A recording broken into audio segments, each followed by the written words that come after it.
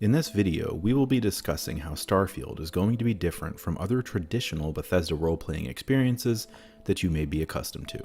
By different, I don't just mean how it looks or the kind of music it has, but actual gameplay experiences, the core tenets of what makes good games great. In an interview with Eurogamer last year, Todd Howard was asked some pointed questions about Starfield. The interviewer asked him to expound on his comments about Starfield being, quote, next generation, unquote. Todd Howard had this to say, quote, that to us means two things. It does mean hardware and it does mean software on our side, and it also means gameplay. What does the next generation of epic single-player RPGs feel like to us? What systems we put it on, what's the hardware requirements, is still to be determined. We're pushing it. We're thinking very, very far in the future, so we're building something that will handle next generation hardware. That's what we're building on right now. That's where our mind is, but that doesn't mean it wouldn't exist on the current systems as well, unquote. He goes on to add, when asked if it will be a Bethesda-type game, quote, it's different, but if you sit down and play it, you would recognize it as something we made, if that makes sense. It has our DNA in it. It has things that we like, but it has a lot of new systems we've been thinking about for a while that fit that kind of game really well. We'll talk about it in the future, unquote. So Todd Howard essentially confirms when you play Starfield, you'll know you're playing a Bethesda game. That's good news. What is also good news is the last part of that quote, where he confirms that Starfield has a lot of new systems that fit this kind of game really well. You can take that in a variety of ways, but as I read it, I think he is talking specifically about a role-playing game set in space. Now, I've already given my thoughts on how I believe that for Starfield, Bethesda is going for a much more realistic tone and setting than your standard space fare, and that is a good thing. This leaves the door open to new gameplay systems related to space travel itself, trade, exploration, and factions.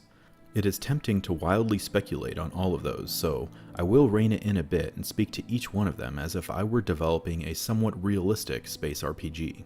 First, systems built around space exploration could mean upgrade trees that would allow you to purchase new items for your ship, up to and including new propulsion technologies that allow for faster or farther traversal, perhaps a new warp drive that has a longer range which would allow you to travel to star systems beyond your current range.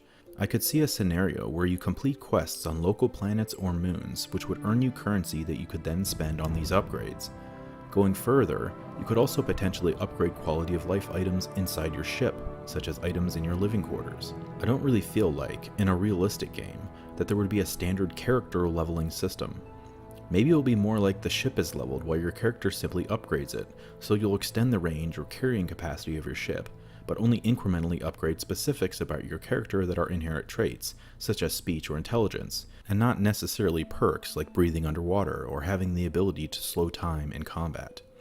Next, I could see trade being an integral part of the experience in a realistic space setting. One of the main reasons we will eventually, in real life, expand out past Earth will be to acquire resources.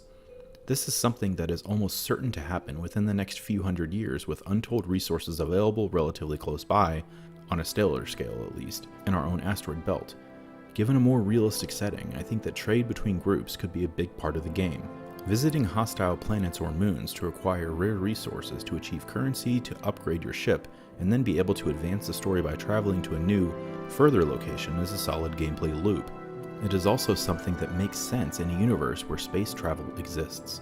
Think about all of the items you can pick up and either craft or sell in Fallout 4. Imagine something like that, but in space and with rare minerals. I don't assume that most locations will be inhabited by hostile aliens, but that the environments themselves will be the main foe. Using currency to upgrade your spacesuit to be able to withstand harsher conditions to more out there ideas, like offsetting crushing gravity, are ways to upgrade your character as you explore new locations, meet other travelers or traders, and complete quests to advance the story. Of course, it wouldn't be a Bethesda game without exploration, but how will this be different from Fallout or the Elder Scrolls games? If it is simply exploring large tracts of space in search of locations of interest, that could be fascinating at first, but if not done correctly, may get old very quickly. Instead, like some rumors suggested, there could be a variety of actual locations to explore. The total number of these locations could be limited, but the scope of each could be grand. The idea that you'd need specific suit or ship upgrades to get to or visit a new location is interesting. You don't want to sacrifice good gameplay for realism, but adding a few hurdles to work toward is always a good thing. Think about like when you finally got to Skellige in The Witcher 3, but instead of a foreign land, it is an entirely different planet or moon. When that happened, it really opened up the game and added a nice change of pace. Finally, there is what I will call factions. Bethesda has a history of including different factions in their games, but what do space factions look like? Well, if we continue going with the assumption that Starfield will be a somewhat realistic game and not include alien races, then we are talking about human factions. If you step back and think about a future that included relatively inexpensive space travel, think something along the lines of the accessibility we currently have using airplanes and airports, there are several different groups of people who would likely coalesce together. I think there would be two pretty large factions right off the bat. The first one would be corporations or traders looking to mine and sell rare resources. Maybe something along the lines of a corporation looking for miners who would help retrieve gold from asteroids, and in return, those miners keep some of the percentage of the profits. These would be people potentially hostile toward you if you're competing for the same resources, but these corporations may also willingly hire lots of people, including the player, knowing that resources are limited and that maybe you're only paid upon delivery of the goods. Next would be a scientific faction, and this could be something similar to what Bethesda did in Fallout 4. These would be akin to scientists we have today, just wanting to explore the universe for the sake of exploration. Of course, they would, like today, have extremely limited budgets to continue the work they are passionate about.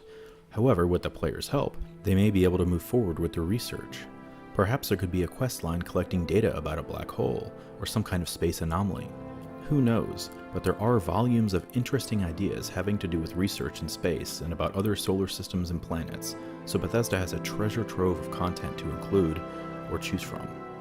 There could be a religious faction that is searching for the location of the Creator. Imagine if on some subatomic scale there emerged some kind of evidence of intelligent design. There would be a contingent of people who would make it their life's work to find the source and meet the Creator, a la the movie Prometheus. Yet other factions could be linked to governments, such as the United States government and whatever interests it was pursuing in space. They may be at odds with what the Chinese government is doing, and we already see this going on today. Imagine what a far future space race between major world powers would look like with humanity expanding throughout the solar system and beyond. It is ripe for political intrigue in Starfield, that is for sure. So regarding all of these factions, plus potentially many more, a new faction or reputation system that actually linked what you do with one faction to your interaction with the others would be a great addition to the game. Bethesda tried to do this in Fallout 4 with mixed results, so another stab at this on a broader scale would be nice. It would also add to replay value down the line, say, if you consistently helped the US faction so the Chinese faction would simply no longer even talk to you, for example. In the end, it is exciting to know that Bethesda has built Starfield with all new systems in mind. Given we know next to nothing about the game, save for what was in the trailer and of course some rumors over the years, this is all just my own speculation. What new systems do you want to see in Starfield? There's all kinds of things I didn't cover yet, such as a truly interactive dialogue system, for example. Let's discuss in the comments. If you enjoyed this video, please be sure to like and subscribe. And as always, thank you so much for watching.